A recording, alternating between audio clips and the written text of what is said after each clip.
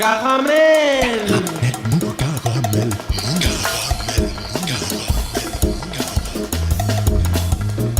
Caramel. Mou. Caramel. Caramel. Mou.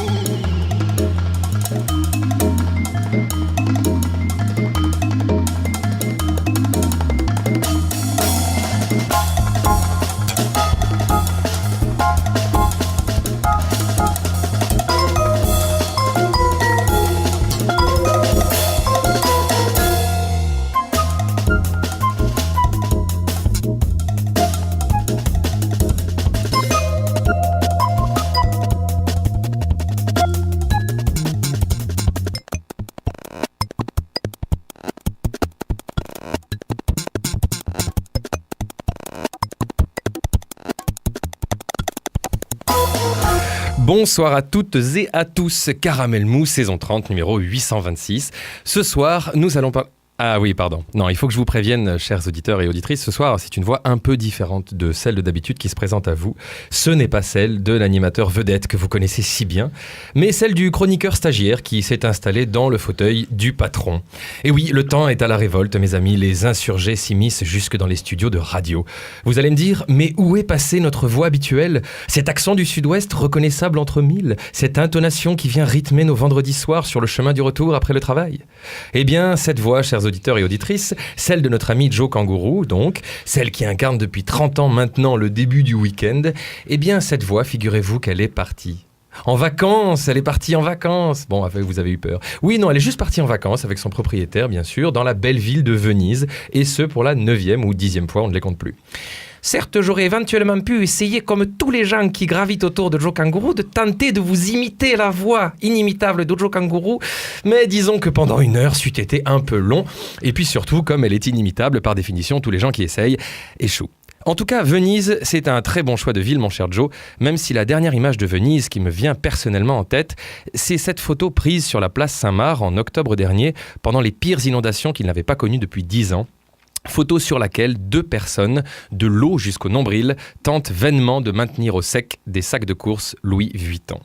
Une forme d'aquashopping en somme. Seulement si l'aquashopping peut avoir l'air de l'une de ces nouvelles formes de développement personnel épanouissantes inventées par le capitalisme, les personnes sur la photo n'ont pas tellement l'air de trop apprécier le moment.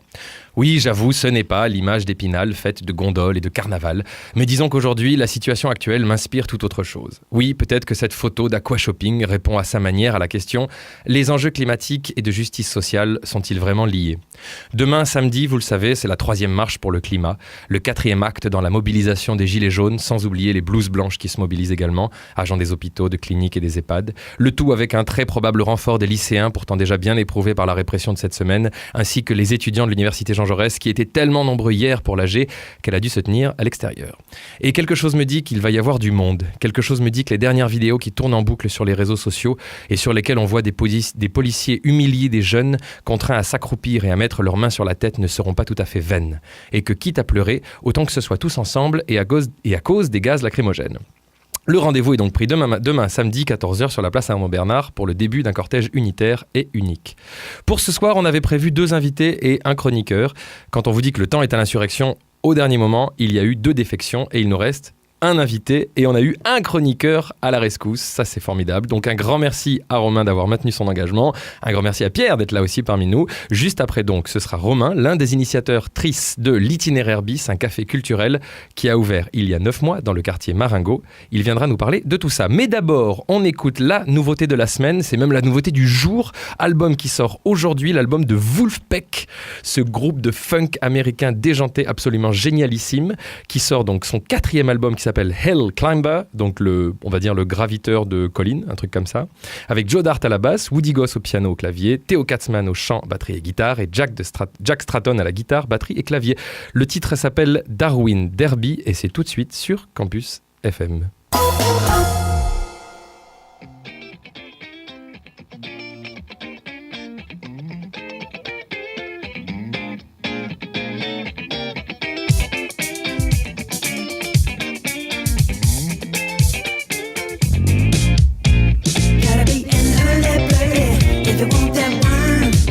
Gotta get your feathers dirty, you can't wait your turn. Gotta get the drum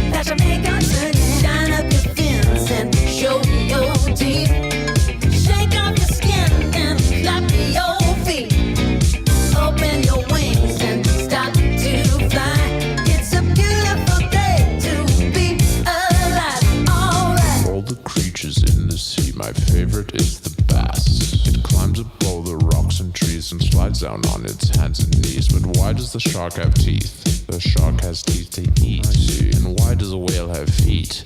Well, I don't know. Early birdie, if you want that worm, gotta get your feathers dirty. You can't wait your turn. Gotta kick the drum, my pretty birdie, and the track will burn. Gotta win your feet and the door will derby. That Jamaican sun, that Jamaican sun, yeah. Everybody's grooving. Oh, everybody's grooving. Everybody's grooving.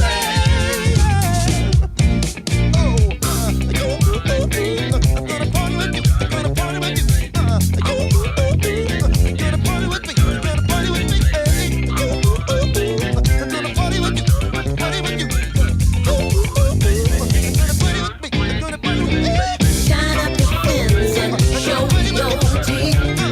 Shake off your skin and clap your feet. Open your wings and start to fly. It's a beautiful thing to be alive. Gotta be a birdie, if you want that worm. Gotta get your feathers dirty, can't wait your turn. Gotta keep it on my pretty birdie, and the track will burn. Gotta win your feet and the door will turn. Let Jamaica turn, let Jamaica turn. Yeah, shine up your fins and show your teeth. Shake off your skin and clap your feet. Open your wings and start to fly. It's a beautiful day to be alive. All right. Mesdames, Messieurs, Ne quittez pas l'écoute. Dans quelques instants, vous... Caramel mou.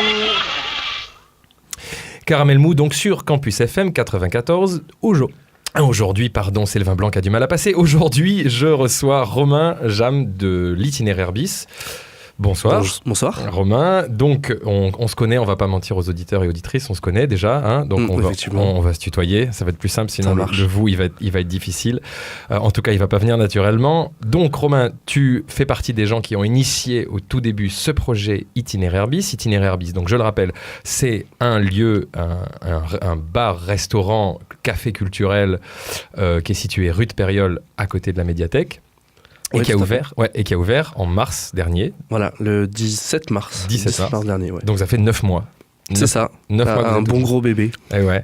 Donc est-ce que tu peux nous décrire le lieu, en gros, qu'est-ce qu'on y fait à l'Itinéraire Bis? Alors, pour décrire assez factuellement, Itinéraire Bis, c'est un bar-restaurant avec des produits de l'agriculture paysanne locale. Ça, c'est la base du modèle économique. Et ensuite, quasiment tous les soirs, on y organise des activités culturelles et d'éducation populaire. Donc des activités culturelles vraiment de toutes les sortes. Il y a des concerts, des projections de films, des débats, des karaokés, tant c'est quelque chose, des goguettes, enfin voilà, toutes sortes de tout ce qu'on peut nous proposer, tout ce que nous on peut avoir envie d'y faire, et pas mal de soirées aussi en langue des signes, etc. Et on a tout un pan d'éducation populaire aussi, avec souvent associé avec la librairie qui commence à se développer. Donc voilà, comme je disais, de débats, même enfin toutes les activités culturelles ont un peu leur petite dose d'éducation populaire comme les goguettes, mais voilà, l'idée c'est que les trois piliers c'est ça, le bar-restaurant avec des produits de l'agriculture paysanne locale, les activités culturelles qui sont accessibles à toutes et tous, et l'éducation populaire, parce qu'on s'entend non seulement comme un café culturel, mais aussi un café culturel et politique, c'est dans le sous-titre, et on en fait beaucoup aussi à ce niveau-là, quoi. Donc pour les activités, on y reviendra tout à l'heure. Juste l'Itinéraire Bis, à la genèse, c'est un lieu qui n'était pas censé être à Toulouse au début. En tout cas, début de l'aventure, vous aviez prévu avec la bande de vous installer dans le Tarn ? Ouais, on était quelques-uns, des amis à vouloir complètement changer de vie. On est Toulousains à la base, et puis on se disait bon, qu'est-ce qu'on va faire de nos vies, ça nous intéressait pas. Moi j'étais salarié, j'en avais marre, Antoine était étudiant, il en avait marre aussi, et on se demandait ce qu'on allait faire de nos vies. En fait on s'est un peu dit qu'est-ce qu'on peut apporter à la société, qu'est-ce qu'on peut faire de différent, et ce qui nous plaise, quoi. Et donc on est venu sur le café culturel, mais le milieu urbain nous intéressait pas forcément c'est pas le premier qui nous intéressait en tout cas, et donc on a été piocher un peu ce qui se passait autour. Gaillac nous a vachement intéressé parce qu'il y a dans le Tarn, il y a vraiment un réseau d'agriculteurs paysans qui est assez dense. Il y a beaucoup de choses qui se font et c'est assez dynamique, et on se disait que là on arrivait au bon moment où il y avait une sorte de transformation sociologique dans cet endroit-là. Mais bon voilà, on n'a pas réussi à trouver les locaux nécessaires là-bas, donc on est revenu à Toulouse parce qu'on a eu l'opportunité de le faire, et on a monté ce café derrière Marengo, quoi. Et donc du coup, tu disais le milieu urbain vous tentait pas forcément.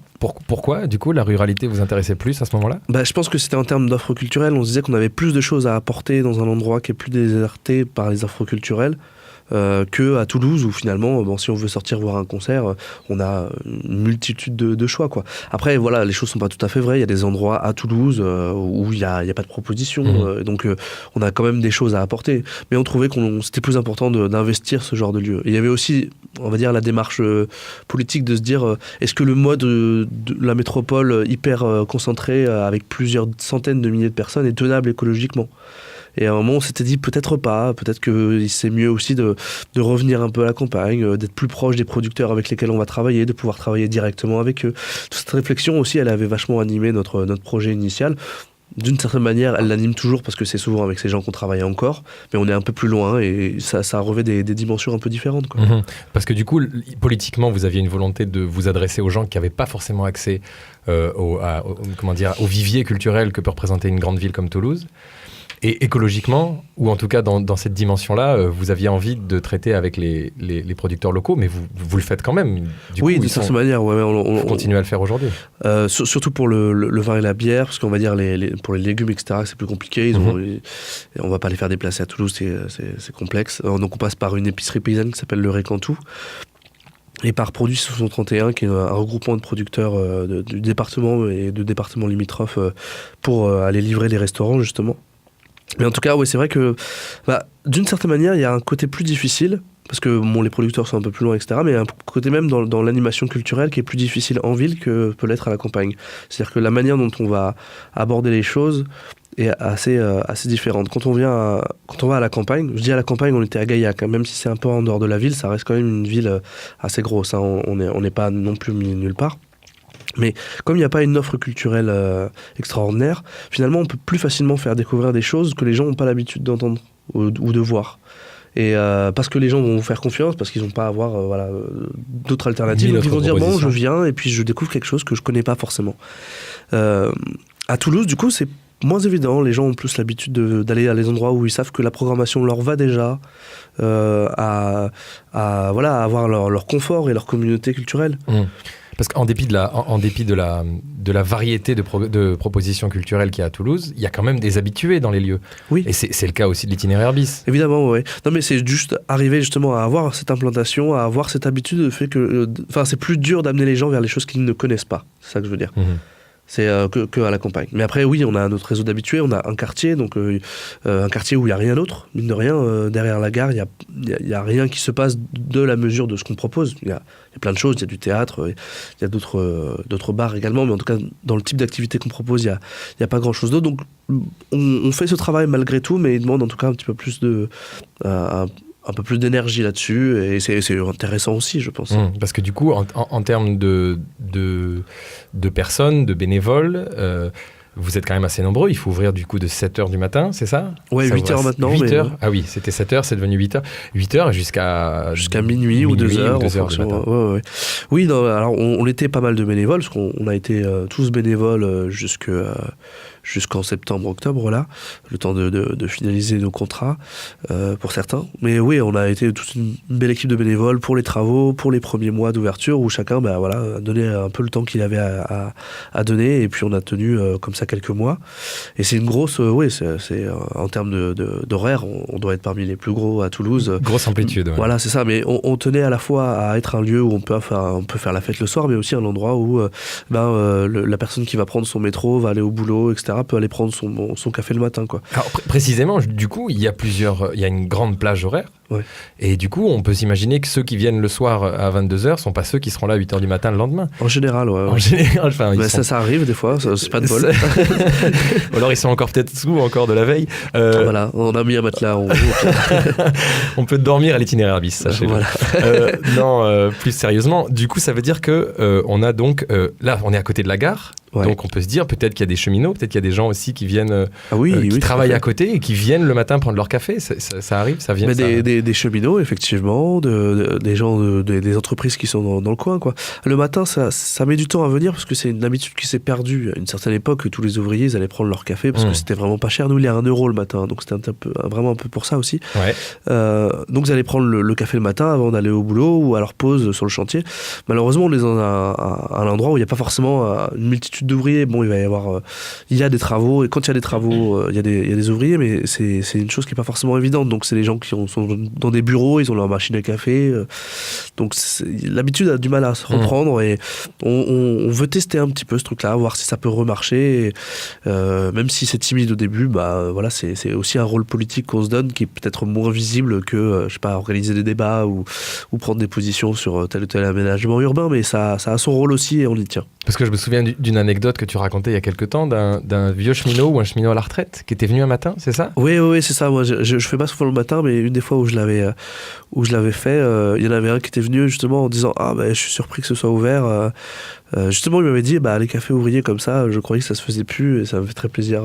Et ça m'avait vraiment ému parce qu'on sentait une sorte de nostalgie dans ce qu'il racontait et ça correspondait parfaitement à ce qu'on voulait faire, quoi. Donc je me suis dit tiens, il y a peut-être quelque chose. Enfin, on s'est pas trompé, quoi.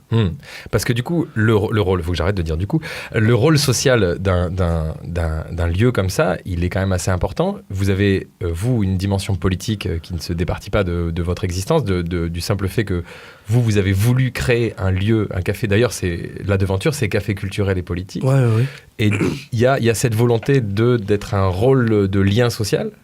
Même si ça sonne un peu Franck Lepage, mais c'est vrai ce truc du lien social quand même. Vous l'avez, ce truc-là, vous. Ouais, d'une certaine manière. Enfin, je pense que ça, c'est le rôle de tous les cafés. En France, on a une histoire très particulière avec les cafés. En France, je dirais en Europe occidentale. Ça a été des lieux qui ont fait émerger l'opinion publique au XVIIIe siècle, qui ont été quand même on va dire, des ferments culturels aussi de la Révolution française, en France en l'occurrence, mais de différentes révolutions. C'était souvent bourgeois. Là, je parle des très urbains, mais je veux dire, ces lieux-là ont une dimension politique qui a accompagné tout le développement de la modernité politique. Et donc, nous, on s'inscrit là-dedans, sauf qu'en plus, voilà, comme tu dis, on a des actions en plus spécifiquement qui font vivre ce côté politique. D'accord. Juste, on va marquer une petite pause. Qui dit politique dit contexte politique, et on a choisi une petite chanson en rapport avec ce contexte politique. C'est la chanson d'Erwan qui s'appelle le CRS Mélomane. Je vous laisse découvrir les paroles, elles sont assez croustillantes. Erwan, le CRS Mélomane.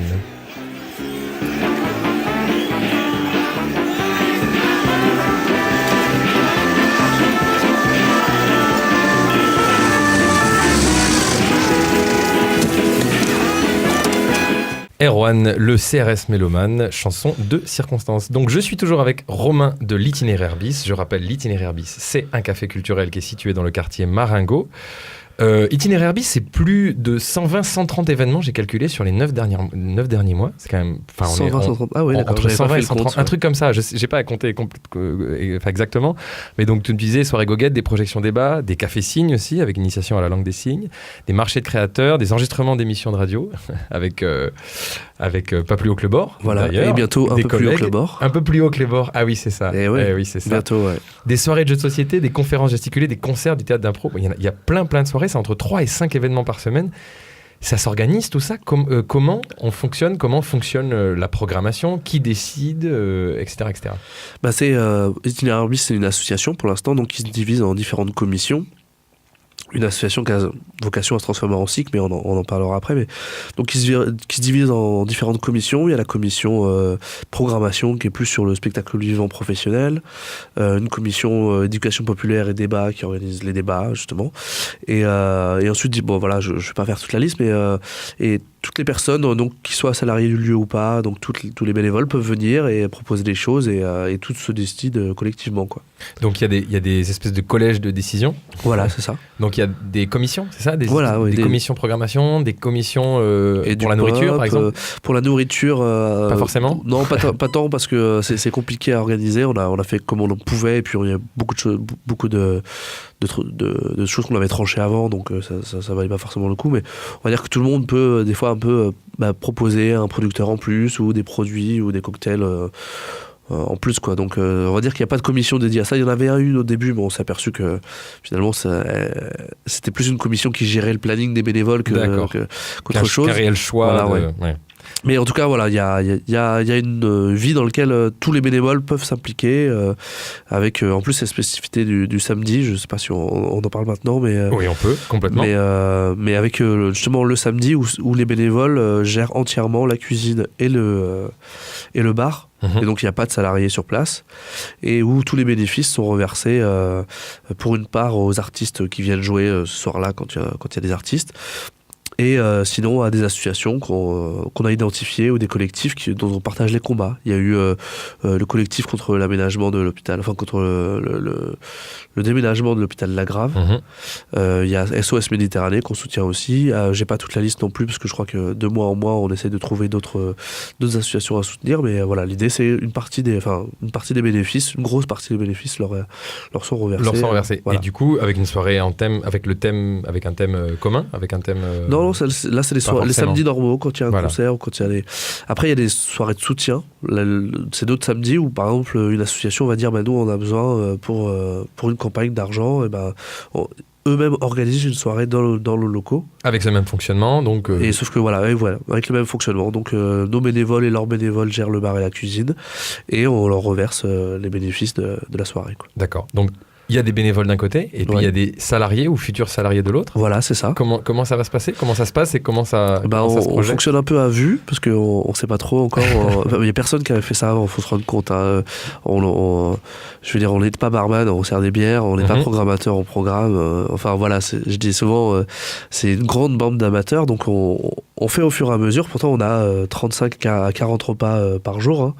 Mais on n'a pas de cuisinier professionnel non plus. On a Antoine qui apprend, qui est autodidacte, qui a fait la formation d'hygiène, évidemment, c'est obligatoire, mais qui n'a pas de formation particulièrement là-dessus. Et donc, voilà, on fait au fur et à mesure. Et donc, sur le modèle économique, c'est un peu la même chose. C'est-à-dire que on regarde le chiffre qu'on fait, on se dit, on peut dégager tant, on va commencer à salarier. Et puis là, on a identifié une équipe de 7-8 personnes qui peuvent faire tourner le truc, quoi. D'accord. Donc, qui potentiellement peuvent être Salariés, voilà. salariés un jour. Pas à plein temps, Pas à plein temps. toutes les heures qu'on fait, évidemment, comme tout le monde dans la restauration. Voilà, c'est ça. Donc, et puis non seulement dans la restauration, mais en plus dans la restauration qui veut avoir des prix très raisonnables en étant très exigeant sur les produits qu'on va servir. C'est impossible d'avoir cette exigence-là et en même temps d'arriver à faire 35 heures payées au SMIC, quoi. Ça n'existe pas. Justement, alors parlons du nerf de la guerre. Ouais. Vous proposez des produits qui sont donc qui proviennent des producteurs locaux, Ouais. bio a priori, enfin autant que faire se bio, peut. c'est le bas de gamme. Bio, d'accord. C'est Ok. vrai, c'est le paysan et bio quand on trouve pas paysan, quoi. D'accord, donc vraiment là vous êtes dans une exigence assez rare. Donc producteurs locaux, vous proposez des repas pas très chers le midi. Même- Ouais, c'est même- 10 € le plat du jour. Ce qui est rien ou ce qui est Ce qui est normal, en fait. l'équivalent Voilà, c'est ça. de- De quelque chose en conventionnel, quoi. On a les mêmes prix parce qu'on voulait pas, on va dire, exclure financièrement des gens. Et on a même des assiettes précaires pour les gens qui n'ont pas d'argent et qui veulent quand même venir manger. Ils peuvent manger pour 7 €. Donc ce manque à gagner, 6 il €, existe. je crois, mais- Ouais, donc forcément il y a un manque à gagner qui pour l'instant est sur les salaires mais qui est voué à disparaître si la fréquentation continue. Oui, voilà, c'est ça. On compte sur le fait que la fréquentation compense un peu. Mhm. Et ensuite, il y a une forme de redistribution interne aussi parce qu'il y a des tirelires qui sont sur le comptoir et les gens peuvent laisser leur monnaie. En fait, cet argent-là, il sert à payer des bières, des cafés, des repas ou des spectacles quand ils sont payants à gens qui n'ont pas d'argent, quoi. D'accord, vous avez un système de billets suspendus, Voilà, de c'est ça. cafés suspendus, de tickets C'est suspendus. toute la consommation suspendue, ouais. N'importe qui peut venir en disant, voilà, moi j'ai pas de quoi payer. Alors c'est une démarche qui n'est pas évidente, donc on va chercher d'autres partenariats, notamment avec l'association Carillon éventuellement, pour que les gens puissent, sans avoir à demander au comptoir une bière gratos, ce qui n'est pas Ce donné qui n'est pas par tout le monde. facile. Ouais. Mais en tout cas, voilà. L'idée est là en tout cas. D'accord. Du coup, modèle économique qui pour l'instant est basé sur ce principe. Vous êtes en association ? Voilà, et on a pour but de se transformer en SIC ensuite. C'est Société coopérative d'intérêt collectif. Ce qui est une SCOP ? Ce qui est l'équivalent d'une SCOP ? Ce qui est une forme de société coopérative qui est différente de la SCOP parce qu'elle associe des personnes ou des structures qui sont en dehors. Typiquement nous ça va être les producteurs avec lesquels on travaille qui vont être associés, les salariés qui sont dedans, les bénévoles enfin ou les gens qui ont participé au financement qui sont bénévoles et voilà. Donc ça veut dire C'est ça. plusieurs collèges de Voilà, décision. c'est ça. Plusieurs collèges de décision. Donc les producteurs d'un côté, les salariés, et les consommateurs, et les bénévoles. les clients, Voilà, c'est ça. les usagers. Les si on peut usagers. appeler ça comme Non, ça. on le dit plutôt usagers et bénévoles. Ouais, je pense qu'il y aura 4 collèges, mais on en D'accord. discutera. Mais voilà, l'idée c'est bon, le statut associatif était pratique au début. Je pense qu'on va le continuer comme ça autant que faire se peut. Mais une société coopérative correspond plus à l'esprit de ce qu'on fait. Donc à terme, on se transformera comme ça, quoi. Voilà. D'accord. Et c'est une forme de. Enfin, souvent on dit qu'on est l'itinéraire bis au capitalisme. Dans le sens où plutôt que de chercher à faire le plus d'argent possible sur le bar, on va mettre en avant pour nous l'agriculture qui est la seule agriculture tenable dans les années à venir sans piller les ressources de la planète et détruire son écosystème. Donc plutôt que l'accumulation du capital, on choisit plutôt la qualité de nos produits et le fait de les rendre accessibles. Et plutôt que la décision verticale et le fait qu'il y ait une propriété privée du moyen de production, c'est ce qu'on dit souvent, et là on a une immense propriété collective. C'est-à-dire que le café il appartient à des centaines de personnes. Donc celles et ceux qui ont participé à son financement et celles et ceux qui aident au quotidien, qui participent au quotidien à le faire vivre en étant dans les commissions. Et toutes les décisions sont prises démocratiquement par toutes ces personnes-là, quoi. D'accord. Juste pour faire la petite anecdote que n'importe quelle personne qui fait une interview de Romain de l'itinéraire bis aurait envie de poser, il y a eu des gens qui ont participé, qui ont pris des parts sociales tu me vois venir, Oui. à ce café, à l'élaboration de ce café Ouais. culturel, et un certain Jean-Luc Mélenchon qui Oui, a tout à participé, et ce qui a j'ai pas le mot, Ce qui nous a ce qui valu nous a valu, pardon, le des articles, sobriquet de Café Mélenchon, ce qui est absolument pas vrai. Non, mais c'est la malhonnêteté des journalistes. Je leur en veux un peu. Après, je me suis pas amusé à essayer de faire De justifier. un droit de réponse ou quoi que ce soit. C'est assez ridicule comme ça. Non, je pense qu'il y a des gens qui deviennent fous quand ils entendent ce nom. Jean-Luc Mélenchon, c'est un ami qui partage beaucoup de valeurs qu'il y a dans ce café-là. Au tout début, moi, je suis allé le voir en disant tu veux pas nous aider un petit peu. Il nous a aidé un petit peu, autant que n'importe qui. D'accord. Je veux pas dévoiler combien il a donné. Bien sûr, et puis c'est pas le sujet. Mais voilà, et donc il fait partie des 300 contributeurs. Ça n'en fait pas un décisionnaire. Pour tout dire, il avait même oublié qu'il avait donné de l'argent dans ce cas. D'accord. Il a d'autres chats à fouetter, J'imagine. ces temps-ci, donc, mais voilà. Parce que du coup, c'est peu importe le nombre de parts sociales que quelqu'un prend, c'est une voix, c'est ouais. une seule voix. Voilà, c'est le c'est ça. principe à chaque fois de. C'est ça. D'accord. Ok. Donc le mode de fonctionnement, donc on l'a vu. Il y a des bénévoles, il y a des salariés. C'est quoi le profil des gens qui viennent à l'itinéraire bis ? Est-ce que sociologiquement, là, en faisant une étude du dimanche, est-ce qu'il y a moyen d'établir une espèce de profil est-ce que c'est forcément des gauchos ? Est-ce que c'est forcément des gens qui sont politisés ? Ou est-ce que vous avez des surprises ? Vous avez parfois des rencontres, des gens que vous n'auriez pas forcément pensé voir, etc. Ouais, on a de tout. Alors c'est sûr que dans un lieu comme ça, le truc le plus facile, c'est d'avoir, on va dire, la petite bourgeoisie intellectuelle de gauche, dont je fais partie. Ouais. Les blancs. Voilà, les c'est ça. blancs de Enfin, gauche. c'est ça. C'est les blancs qui ont fait les études de gauche, qui sont engagés. Voilà, c'est la, comment dire, c'est pas la cible en plus, parce que nous, c'est pas ceux qu'on veut toucher en priorité, mais c'est ceux qui sont le plus spontanément intéressés par ce lieu-là. Donc on a cette population-là.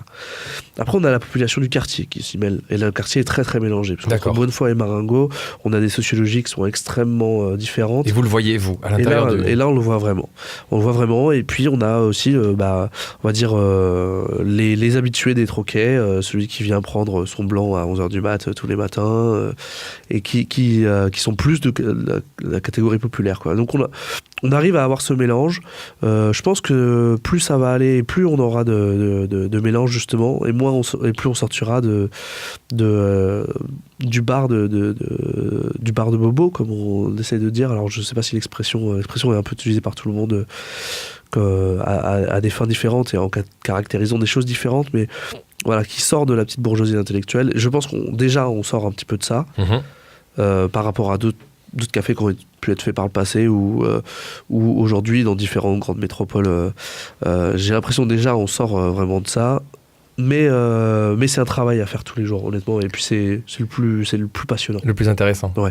On a une commission quartier, par exemple. On parlait des commissions tout à l'heure. D'accord. Il y en a une qui est chargée de faire le lien avec les institutions du quartier, avec les habitants, pour les faire venir, pour correspondre aussi à ce que eux ils attendent et pas calquer un peu ce que nous on penserait qu'ils attendent. Votre projection de quelle est la culture qu'il faudrait apporter Voilà, aux gens. c'est Mais, ok.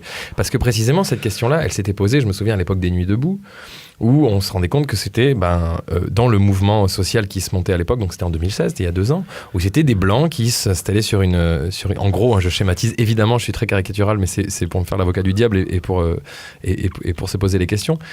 On s'est dit à un moment donné, c'est des blancs qui manifestent dans le centre-ville, et comment on gère justement ce rapport-là à ces personnes qu'on voit jamais, qui sont invisibilisées complètement, des personnes racisées qui vivent dans les périphéries des villes, etc. Et du coup, j'imagine que cette question, vous l'êtes posée, vous, en vous installant à Marengo, qui est pas non plus le centre-centre, mais qui reste quand même dans le centre de Toulouse. Ouais, on se l'est posé dans toute la longueur du projet, quoi. De toute façon, hein, c'est quelque chose qu'on a dit dès le départ, même quand on était en milieu rural, hein, pour dire qu'on voulait toucher tout le monde. Ça fait partie des objectifs principaux, quoi, parce que je trouverais ça trop facile et trop inabouti le fait d'avoir fait un café qui regroupe qu'une partie de la population. Nous, on a fait, souvent pour la blague, on nous demande pourquoi vous avez fait un café, on dit pour faire la révolution. Et on fait pas la révolution avec la petite bourgeoisie, on fait la révolution avec les classes populaires et la petite bourgeoisie. D'accord. Ok, pour la révolution, on y reviendra tout à l'heure. Ouais. Juste parce qu'on a peut-être 2-3 mots à dire sur ce qui se passe en ce moment. On va marquer une deuxième pause avec un groupe japonais qui s'appelle Tokyo Shokuji. Je pourrais pas vous dire le titre exact du titre parce que je suis incapable de lire le japonais, mais je crois que c'est un truc qui veut dire personne ne l'a vu. Écoutez ça, c'est une espèce d'ovni musical, c'est génial. Tokyo Shokuji.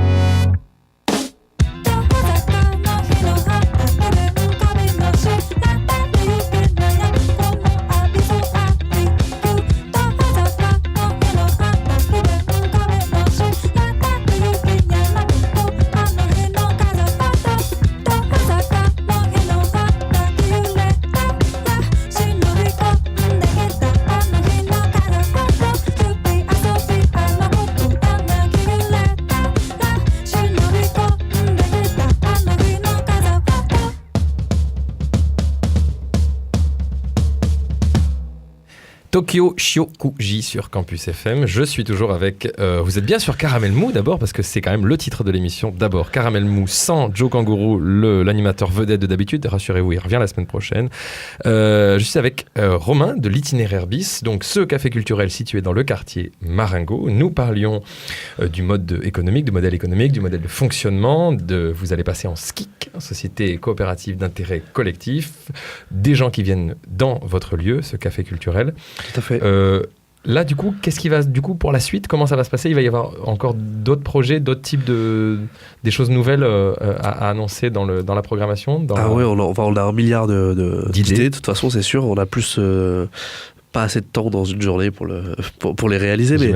Mais ouais, il y a plein de choses qui sont en chantier. Là, je parlais dernièrement de tout le chantier autour des réfugiés, des demandeurs d'asile qui est oui, parce que vous avez déjà un fonctionnement. Oui, on a déjà des choses à ce niveau-là qui va se développer encore. Donc on a tous les lundis, on a des permanences administratives pour ces personnes-là. On va l'avoir aussi. On est en train de travailler pour les sourds également, l'accompagnement administratif. Un samedi sur deux, il y a l'association Saveurs d'Exil qui vient faire à manger. Donc voilà, il y a une cantine qui est faite par les réfugiés et qui permet de financer aussi d'une certaine manière les actions qui sont à mener, leur formation aussi et leur intégration. Et c'est quelque chose qui est génial et qui correspond aussi à le rôle politique qu'on se donne avec le café, quoi. Et du coup, vous travaillez en lien avec des associations, voilà, c'est ça, ouais. Qui travaillent déjà avec les... C'est ça, oui, avec Saveurs d'Exil, justement, une association. Du coup, c'est l'association. D'accord. Et pour les sourds, là, nous, on a un des salariés qui est sourd, qu'on avait rencontré parce qu'il est venu en tant que bénévole derrière le bar. Il nous a demandé, on a dit, pas de souci, on va s'adapter, on va trouver des solutions. Et puis, le courant est passé extrêmement bien, et donc on a décidé de l'embaucher. Il n'avait pas travaillé depuis 10 ans, faut se rendre compte quand même. À cause précisément de son handicap ? Ça, ouais, entre autres. Ça, voilà, et des histoires personnelles aussi, mais voilà, on est extrêmement content d'avoir réussi à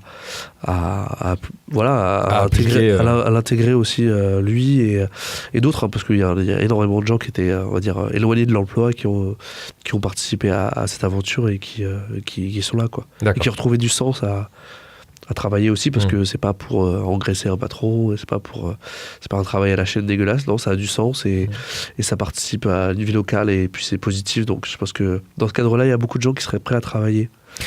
J'imagine, et on parlait en plus tout à l'heure, là, vite fait, des cafés signes, avec initiation à la langue des signes, c'est quelque chose pour des personnes valides qui peut être un apport considérable, parce que précisément quand on n'est pas confronté directement à ce handicap, quand on traîne entre valides, on ne se rend pas compte de ce que c'est, et précisément le fait d'être un lieu de rencontre où on va d'habitude, où on se dit tiens, ce soir on va aller boire un coup à l'Itinéraire Bis, ah mince, c'est Café Signe, et enfin en fait non, c'est pas mince, c'est Café Signe, c'est waouh, en fait, c'est tout un monde que je connais pas.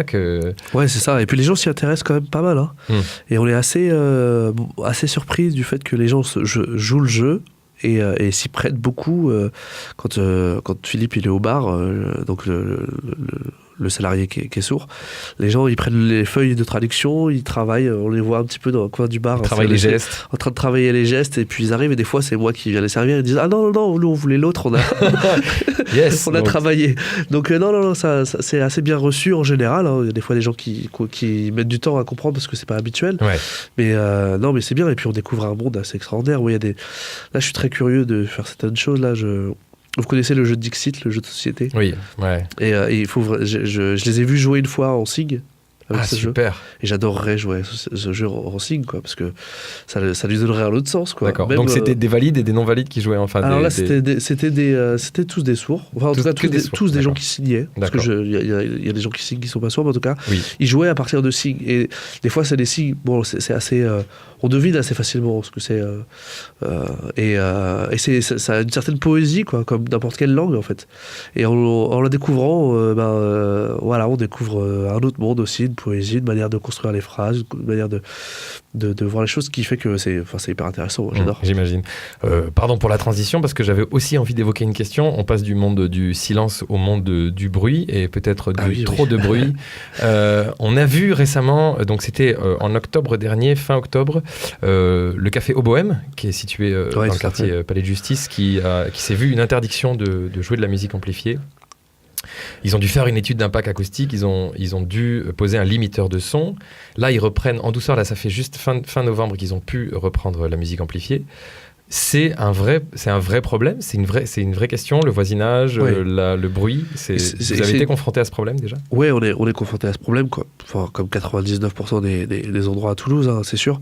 Et qui est pas un problème simple du tout, hein, parce que je jette pas la pierre non plus sur les gens qui se plaignent par rapport au bruit. Quand on habite à un endroit, des fois, on veut avoir du silence pour dormir, simplement. Non, le problème, c'est la manière dont c'est géré par la mairie de Toulouse. On a plein d'endroits, à Paris, à Londres, où on voit qu'il y a la mairie participe, elle a une attitude constructive qui consiste à dire oui, à la fois on veut permettre d'avoir du silence, mais on veut aussi que ces lieux qui produisent de la culture et qui produisent et qui diffusent de la culture, mais ils ferment pas pour autant. Et donc ils aident les lieux à faire des travaux, etc. Où ils font, quand les gens s'installent,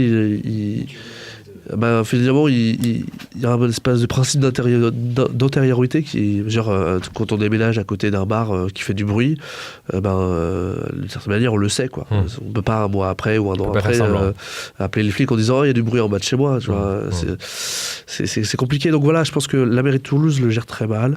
C'est quelque chose qui est pas évident parce que dans les vieux bâtiments, souvent, ça coûte très très cher. Et pourtant, on apporte des choses, donc voilà, c'est pas évident à gérer. Nous, on a un problème avec un voisin en particulier. On essaie de faire en sorte, mais bon, c'est très compliqué le dialogue parfois.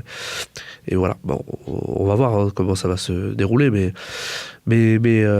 malheureusement aujourd'hui, on a plus l'impression que celui qui a toujours raison, c'est le silence plutôt que le bruit, quoi. Et oui, forcément. Et c'est un peu dommage parce que c'est toute une partie de notre culture aussi de faire du bruit, enfin pas de faire du bruit pour faire du bruit, mais de la musique, quoi. Ouais, de vivre et de voilà. Forcément c'est compliqué. Merci Romain pour toutes ces petites précisions sur ce lieu itinéraire bis. Avec donc plaisir. je vous invite à découvrir. Je peux donner l'adresse peut-être. Vas-y. C'est le 22 rue Périole. Donc vous venez pas à côté, vous allez être surpris. C'est pas la même ambiance, mais le 22 rue Périole à Toulouse et c'est itinérairebiscafé.fr. Super. On va écouter du coup Julian and the Good Times Roll, Yes. qui est un groupe qui devait passer demain à l'itinéraire bis, mais actualité oblige, vous avez décidé de changer au dernier moment. Et oui, parce qu'on va sûrement être tous les salariés bénévoles en train de manifester à Toulouse et on ne sait pas si on sera libéré à temps par la police. Donc peut-être que vous serez en garde à vue tous, on l'espère pas, mais en tout cas on va écouter du coup Julian and the Good Times Roll, Just Because. And just because you think you got something that no other girl has got, well, cause me to spend all my money. You laugh and call me old Santa Claus. While I'm telling you, I am with you. Because, well, just because. Well, there'll become a time while you be lonesome. And there'll become a time while you be blue. And there'll come a time when I'll send up, well, they all that feelings for you. When it caused me to lose all my women. And now you say we are through. Well, I'm telling you, I am through with you. A long time ago.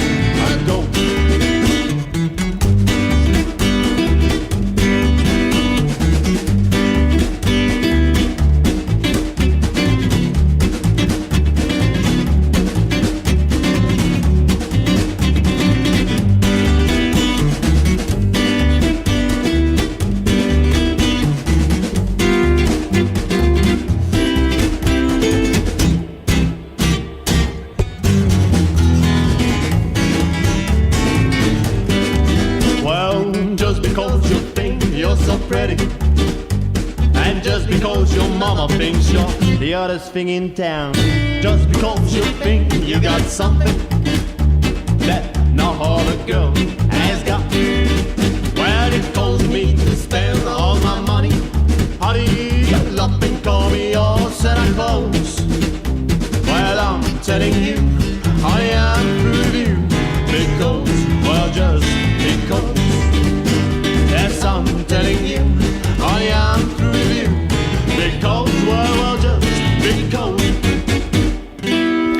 Julian and the Good Times Roll sur Campus FM avec Just Because.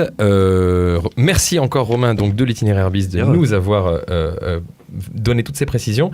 On a un chroniqueur de dernière minute qui est arrivé de l'Aveyron. C'est toujours pratique d'avoir des amis de l'Aveyron parce qu'ils arrivent comme ça et ils ont des choses à dire. Bonjour Pierre. Bonjour Lucas, bonjour tout le monde. Comment ça va ? Ça va plutôt bien, ouais. D'accord, ça roulait bien là sur la route, ça a bloqué un peu les... Aucun problème. Aucun problème. J'ai vu une fois des gilets jaunes à qui j'ai dit bonjour, qui me l'ont renvoyé, c'était génial. D'accord, ok. À ce propos, vous avez un texte ? Justement, alors tu disais que j'avais des trucs à dire, effectivement, j'aurais des choses à dire, oui. Mais c'est vrai que là j'ai été pris un peu au dépourvu. À la base, je venais pour écouter cette émission et en profiter, et puis là, finalement paf. j'ai eu la promotion, bam, chroniqueur. Un chroniqueur en moins, un chroniqueur en plus. Ok, super. Et donc voilà, ayant forcément pas préparé de chronique, je suis allé m'inspirer un petit peu dans ce que j'ai pu lire sur les réseaux sociaux, et notamment ce que j'ai lu aujourd'hui. Ouais. C'est un ami là qui a posté ça. Un certain Bernard Harper, il y en a peut-être qui le connaissent pour ses exploits musicaux, et donc qui se revendique lui-même proseur de phrases locales. Donc je vais vous lire un texte de ce Bernard, super. et je vous laisse l'apprécier. On t'écoute. Je ris jaune, voyant parties bleues et parties rouges dans les rues noires de monde agiter le chiffon rouge, pendant que d'autres sont blancs comme linge devant les médias, leur faisant peur bleue avec gilets jeunes et vieux. Bleu, blanc, rouge, vert de rage, voire tout rouge, bleu, blanc, rouge, vert de blanc, vert de rouge. Pendant ce temps-là, certains devraient être rouges de honte de donner le feu vert pour envoyer les bleus tirés à blanc et marquer au fer rouge des personnes saignées à blanc. Bleu, blanc, rouge, vert de rage, voire tout rouge, bleu, blanc, rouge, vert de blanc, vert de rouge. Alors forcément, il y a de quoi être vert quand tu as cru que la vie serait rose en votant ni bleu, ni vert, ni rose. Quand tu as découvert le poteau rose que cela même s'arrose.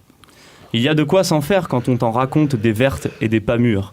Quand tu te retrouves face à un mur, quand on dit qu'il faut le maillot jaune, mais il n'y en a qu'un, si je l'ai, je le donne.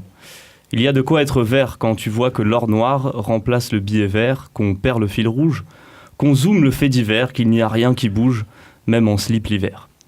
Tant d'énergie gâchée alors qu'il faudrait l'économiser pour le seul combat qui devrait tous nous réunir, pour la seule qui peut nous nourrir, notre planète bleue qui se meurt, elle qui en a vu de toutes les couleurs. Il y a de quoi se faire des cheveux blancs quant à l'avenir de nos enfants, alors je me mets au vert et quelques soirs, je me sers un verre pour ne pas broyer du noir. Merci Pierre, merci Yes, pour ce plaisir. beau texte. Merci, voilà, merci encore. On va juste faire une petite dernière pause musicale avec Frédérica, avec la petite étoile qui va à côté parce qu'elle y tient. Frédérica, c'est une chanteuse exceptionnelle toulousaine qu'on a vu déjà chanter accessoirement avec les Headbangers, les Humanophones. Elle avait son quintet à l'époque avec Rémi Panossian au piano notamment. Juste, elle passe donc ce soir à l'impro, ça commence à 20h30. Écoutons Frédérica et ensuite on passera à l'agenda de la soirée, enfin en tout cas les événements pour ce soir. Frédérica sur Campus.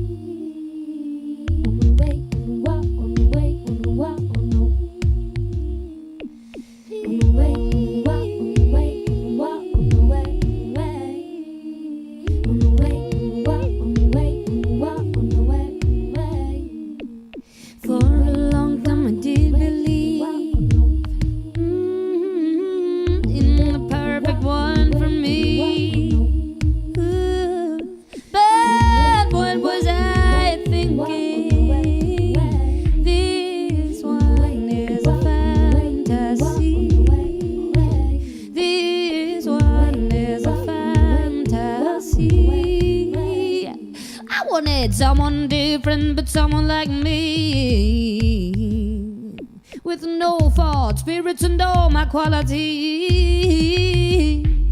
But since I met you, dear, all of this is history. All of this is history. All of this is a history. So beautiful, you're so beautiful. Couldn't care if you were a super.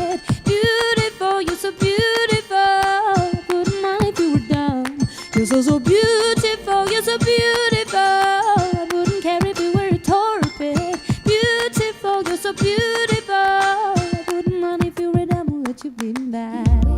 Oh, oh, oh, oh, oh, oh, oh, oh. Long time that I think of it. You know my precious heart is still the hardest to see. Bad love is just no blind at all, and that is why I wanna watch you more. That is why I wanna watch you more. That is why I need you more. 'Cause you're so beautiful, you're so beautiful, that I wouldn't care if you were stupid. So beautiful, you're so beautiful, I wouldn't mind if you were dumb. You're so, so beautiful, you're so beautiful, I wouldn't care if you were torpid. Beautiful, you're so beautiful, I wouldn't mind if you were dumb. Let you be bad, pew, pew, pew, pew, pew, pew. You're beautiful, beautiful soul. You're beautiful, beautiful soul, and I wouldn't mind if you were stupid. Frédérica donc en concert à l'Impro ce soir à 20h, disons plutôt 20h30 parce qu'on connaît l'Impro, ça commence jamais vraiment à l'heure, mais bon, disons 20h30. À l'itinéraire bis Romain, ce soir c'est une soirée goguette. Juste, c'est quoi une goguette ? Une goguette, en gros, c'est une chanson détournée. Donc les gens vont prendre des chansons connues, vont réécrire les paroles et chanter sur scène avec des musiciens qui les accompagnent. D'accord, des parodies en fait. Voilà, c'est ça. Ok, Pour super. moi, ce soir, ça va être J'ai le gilet qui colle. J'ai le gilet qui colle sur la musique de... J'ai la quéquette qui colle. Ah, cette bonne vieille quéquette qui colle qu'on avait oubliée depuis les années 90 Eh oui. ou 2000 disons. À la Candela à 21h, c'est Chad Quartet, c'est le quartet mené par notre ami Youssef Ghazal du coup à la contrebasse avec Thierry Di Filippo au oud, Dimitri Kogan à la batterie et Rémi Savigny à la guitare. À la salle Ernest Renan dans le quartier des Isards à 21h, c'est ESA, cette musique touareg mêlée de rock moderne, de rythmique trance et de groove dans le cadre des rencontres quartier populaire de la fiction à la réalité organisées par le Tacti Collectif et l'interréseau Mémoire Histoire, entrée libre, je précise.